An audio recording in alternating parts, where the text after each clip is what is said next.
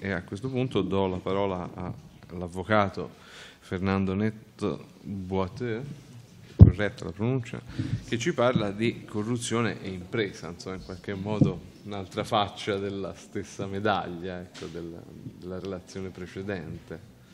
Prego, a lei la parola.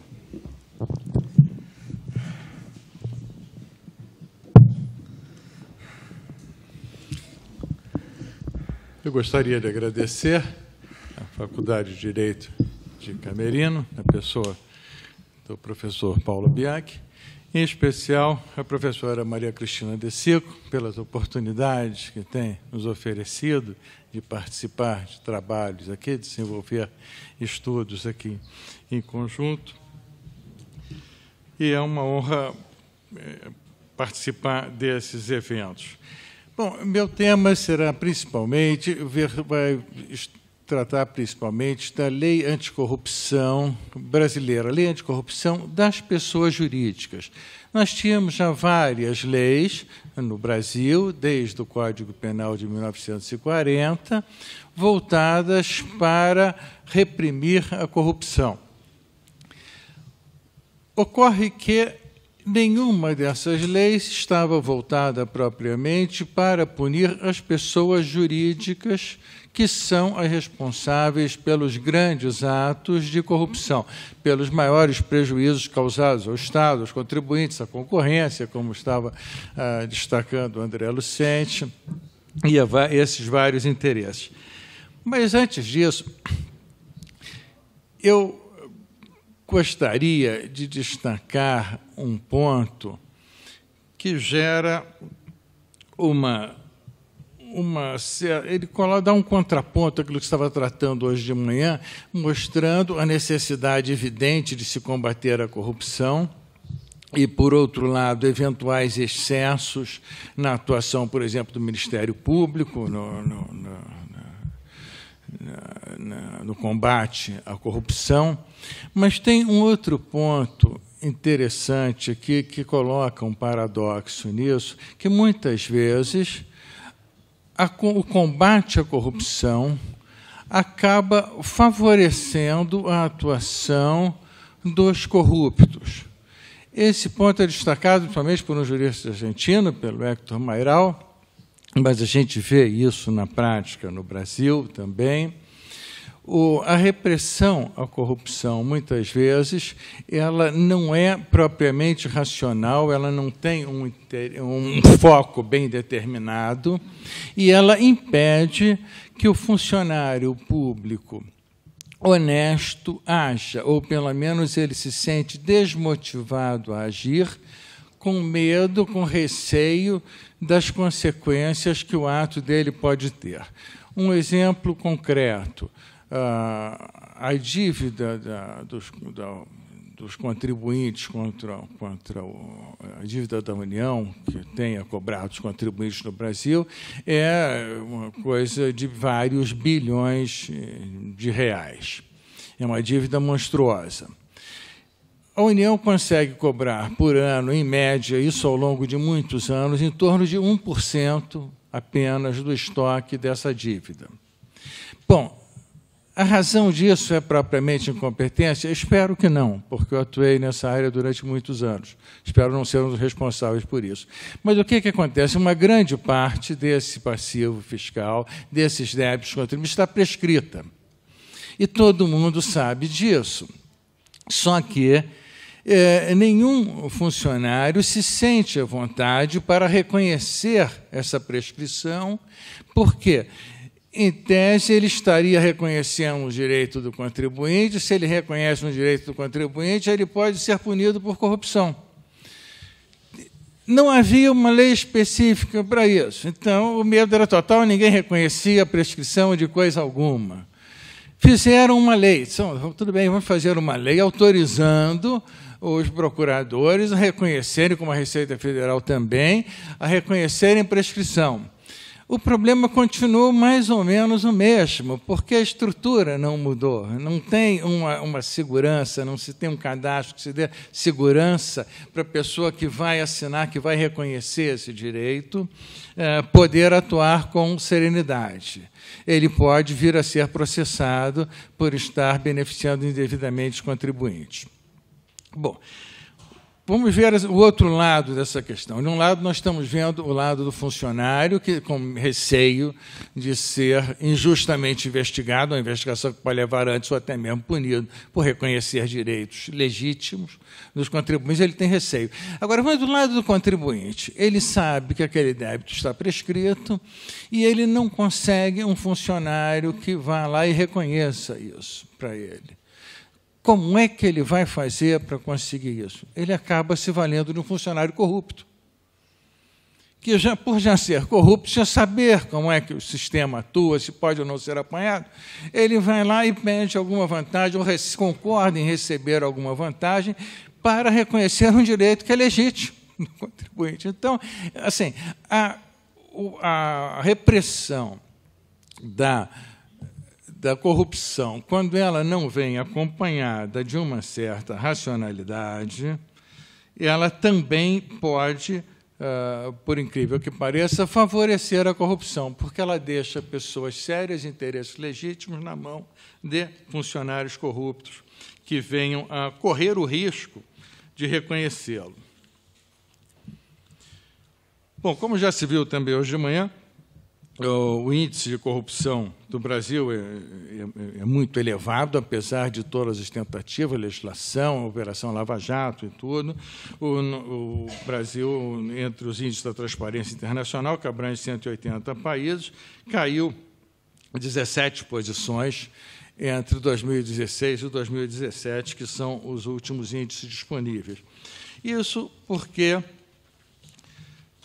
a percepção da corrupção não corresponde exatamente à realidade, ou seja, quando se encontram mais casos, quando se pune mais, quando mais casos viram notícia, a impressão que se tem é de que o país se tornou mais corrupto, porque tem mais gente falando nesse assunto, tem mais gente sendo punida, até mais dinheiro sendo devolvido, e isso é um fator que leva à percepção maior de corrupção. Ela já estava lá, só que estava encoberta. Bom, nas últimas décadas, o Brasil se comprometeu em vários tratados internacionais, como a Convenção da OCDE, de 97, Convenção Interamericana contra a Corrupção, de 96, Convenção das Nações Unidas, de 2002, a responsabilizar pessoas jurídicas por atos de corrupção pública. Mas isso só veio a se tornar efetivo com a Lei 12.846, de 2013. Então, essa lei está voltada especificamente para a corrupção da pessoa jurídica. E o que ela faz? E esse é o primeiro ponto que tem sido muito discutido. Ela transfere para a iniciativa privada uma parte grande da responsabilidade de controle sobre os atos de corrupção. Ou seja, quando a gente vê a corrupção como um problema exclusivamente penal, nós vemos a empresa, vamos dizer assim, até certo ponto, com liberdade de agir, e o Estado com obrigação de reprimir. Então, a empresa, o funcionário público, por exemplo, ele está sujeito a ser responsabilizado, inclusive com leis próprias sobre... o Código Penal está lá também para quem corromper, mas o fato é que, como já se viu também, acho que nem na Itália nem no Brasil, essas leis são propriamente eficazes no combate à corrupção. Então, isso dava margem a que as empresas continuassem atuando dessa maneira, porque não havia uma responsabilidade específica da pessoa jurídica pelos atos de corrupção, praticados não apenas por ela, mas também em benefício dela. Ou seja, os empreiteiros, por exemplo, isso não é novidade, criam uma associação para atuar em benefício de um determinado círculo de empreiteiros. Os empreiteiros A, B e C criam lá uma associação, dizem, olha, essa associação aqui é que vai praticar atos ilícitos pela gente, nós não temos nada a ver com isso. Quando o empreiteiro é apanhado, ele diz, não, olha, eu não fiz, eu não pratiquei esse ato, nenhum representante legal meu praticou esse ato. Quem praticou foi a associação tal. A associação diz, não, eu não pratiquei nenhum ato em benefício de alguém determinado. Então, fica muito difícil punir esse ato que é de corrupção, que a finalidade dele é corromper, mas ele não tem pessoas determinadas, não se existe esse vínculo que se existe no direito penal para se obter essa responsabilidade. Bom, essa lei, então, o que ela faz? Ela torna as pessoas jurídicas responsáveis pelos atos que são praticados por pessoas ligadas a ela ou por terceiros em benefício dela. E aí vem esse questionamento, poxa, mas a lei pode obrigar a pessoa jurídica a controlar não apenas o funcionário, como, por exemplo, o fornecedor dela, que foi lá para conseguir um negócio um pouco melhor, ele vai lá e corrompe um funcionário público. É isso exatamente o que a lei está fazendo. Ela está obrigando a pessoa jurídica a controlar todas as pessoas envolvidas com o processo produtivo, de maneira que ela torna essa responsabilidade muito mais abrangente. E abrange assim, o seguinte, abrange tanto sociedades empresárias como aquelas que não são empresárias. Essas abrange sociedades que são personificadas, ou seja, que têm personalidade jurídica, e também aquelas que não têm. Abrange as fundações, em princípio não têm fins lucrativos. Também as associações de entidades ou associações de pessoas, ou seja, aquela associação que foi criada para atender aos interesses de determinada classe, ela também pode ser punida pela lei de corrupção. E ainda as sociedades estrangeiras que tenham sede, filial ou representação no Brasil.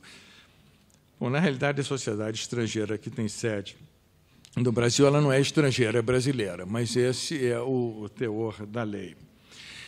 As empresas estatais também, por incrível que pareça, são empresas controladas por capital público, elas também estão sujeitas à aplicação da lei anticorrupção, porque a Constituição Federal as submete ao regime das empresas privadas.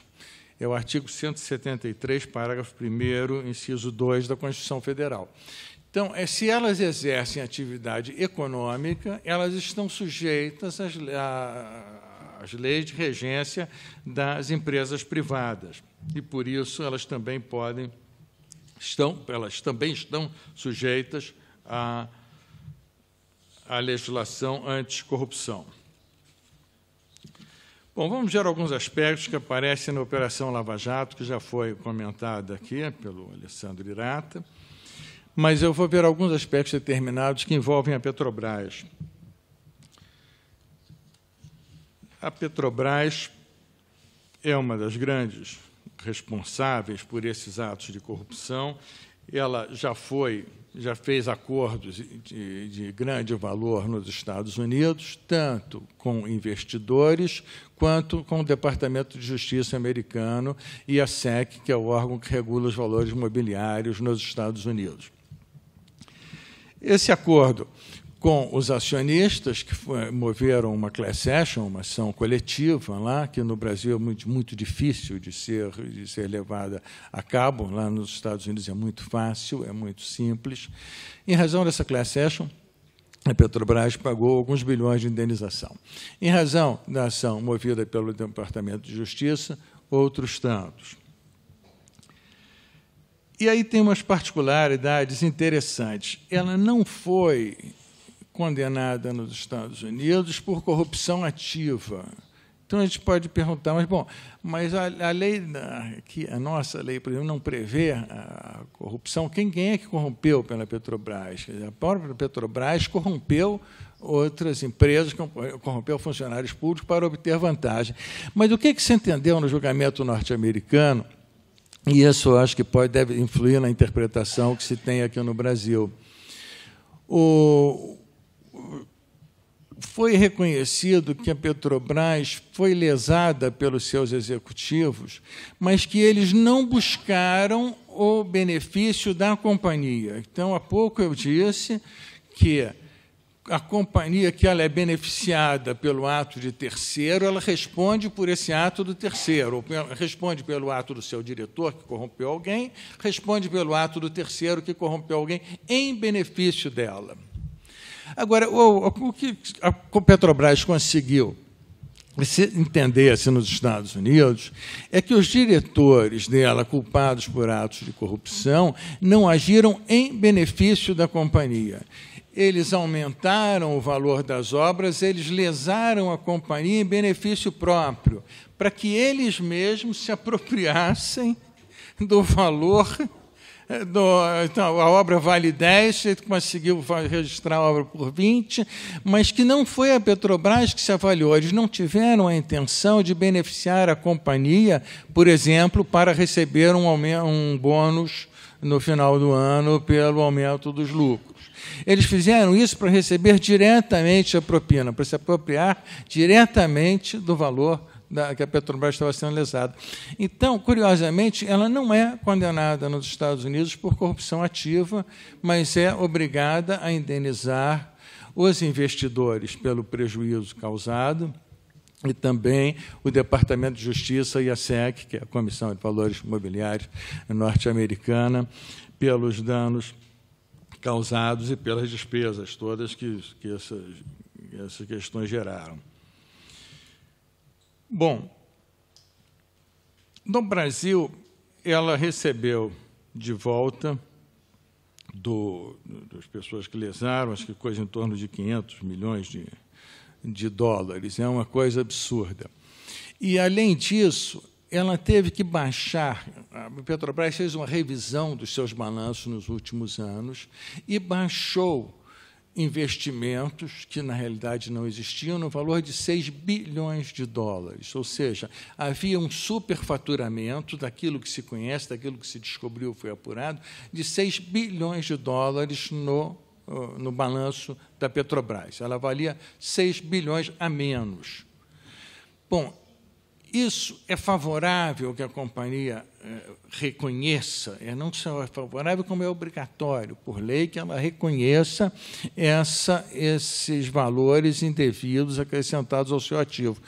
De outro lado, essa baixa serviu de prova no processo nos Estados Unidos, porque eles disseram, se você baixou um valor X nos seus balanços, está provado que isso foi realmente roubado.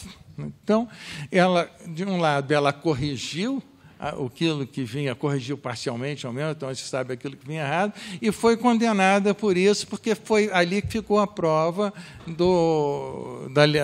de que os investidores, os compradores das ações da Petrobras, nos Estados Unidos, foram lesados. Então, não é uma particularidade brasileira esse conjunto de ações de controle da corrupção. Ou seja, eu conserto um lado, mas serve de prova do outro. Eu estou obrigado a cuidar de toda a minha cadeia produtiva e das pessoas que trabalham para mim. Sim. Então, esse é o exemplo, fora aquilo que já tinha sido dito sobre o Lava Jato e Petrobras, é o que eu gostaria de acrescentar, essa importância desse controle muito amplo, ele leva a esse pagamento de indenizações, ainda que ela não tenha sido responsabilizada por corrupção ativa. Ainda que seja vítima, ela deixou de tomar as medidas necessárias e, portanto, ela é obrigada a indenizar.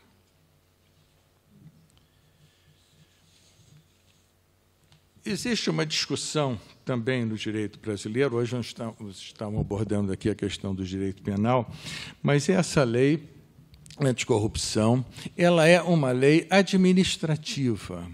Ela não é, pelo menos segundo o legislador, uma lei penal. Ela não impõe pena privativa de liberdade, por exemplo. Ela se limita a penalizar a pessoa jurídica com sanções administrativas. Quais sanções? Multa, especialmente.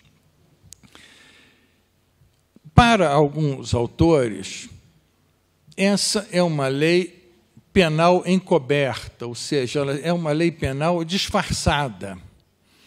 Portanto, para se aplicar a lei anticorrupção, teria que se assegurar aos responsáveis, ou seja, a pessoa jurídica, todas aquelas garantias da lei penal. Exatamente tudo aquilo que não se consegue fazer na prática. Alguns autores querem se falar, essa é uma lei encoberta.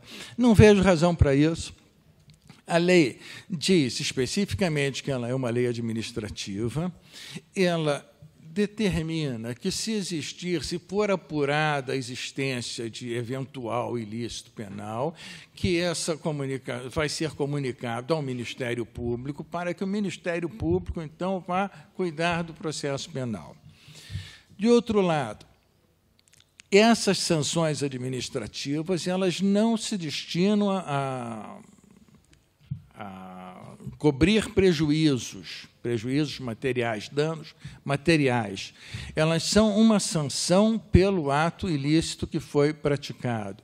A função dessas indenizações para a administração é evitar que esses atos sejam praticados novamente, porque a simples reparação do dano não é suficiente para que a pessoa pare de praticar esses atos. Ela faz a conta, como o André Lucente estava explicando até, ela faz a conta. Olha, eu tenho quanto é que eles descobriram que eu dei de prejuízo? 100? Eu vou lá e pago os 100 e faço de novo, né? Então, a lei tem duas funções. Ela estabelece uma responsabilidade objetiva de natureza administrativa, obrigando a empresa a pagar a indenização, e pelos prejuízos, pelos danos materiais que forem apurados, a empresa permanece sendo obrigada a indenizar. Então, essa me parece uma característica positiva da lei, mas, sem dúvida alguma, essa posição é controversa. Os atos puníveis, finalmente, são aqueles lesivos à administração pública que atentam contra o patrimônio público nacional ou estrangeiro. Estrangeiro por quê? Porque essa lei também atende aos acordos internacionais feitos pelo Brasil, que nos obrigam a punir atos praticados contra empresas estrangeiras, em razão de compromissos assumidos pelo Brasil. E eles poderiam, assim, ser resumidos: prometer, oferecer ou dar vantagem indevida a agente público ou a pessoa a ele relacionada. Então, o simples prometer provou que prometeu. Esse ato já é um ilícito administrativo. Já causou prejuízo? Não. Mas já está caracterizado o ilícito administrativo. Se vier a ser caracterizado o dano material, ele também vai ter que indenizar. Agente público, a pessoa a ele relacionada, pode ser o primo, a mulher, um parente, um amigo do funcionário público, de maneira, novamente, a evitar esse âmbito restrito do ilícito penal. Também que financiar, custear, patrocinar, ou seja, as várias maneiras pelas quais essa vantagem pode ser concedida. Então, o legislador coloca aqui várias ações que têm esse mesmo sentido. Todas elas são de entregar ou de oferecer alguma vantagem, que pode ser por meio de interposta pessoa, também, como nós comentamos, para ocultar a identidade dos beneficiários. Se ele não faz isso diretamente, ele faz por meio de uma pessoa interposta. E ainda se ele dificulta ou intervém na atividade de investigação ou de fiscalização. Então, esses seriam os aspectos principais que eu gostaria de tratar. Como eu falei rapidamente, aplicam-se as garantias processuais em geral, dos processos administrativos, mas não especificamente as garantias do processo penal, exatamente por não ser esta uma lei penal. Então, esses são os pontos que eu gostaria de abordar nesse breve tempo sobre as características da lei anticorrupção das pessoas jurídicas brasileiras. Muito obrigado.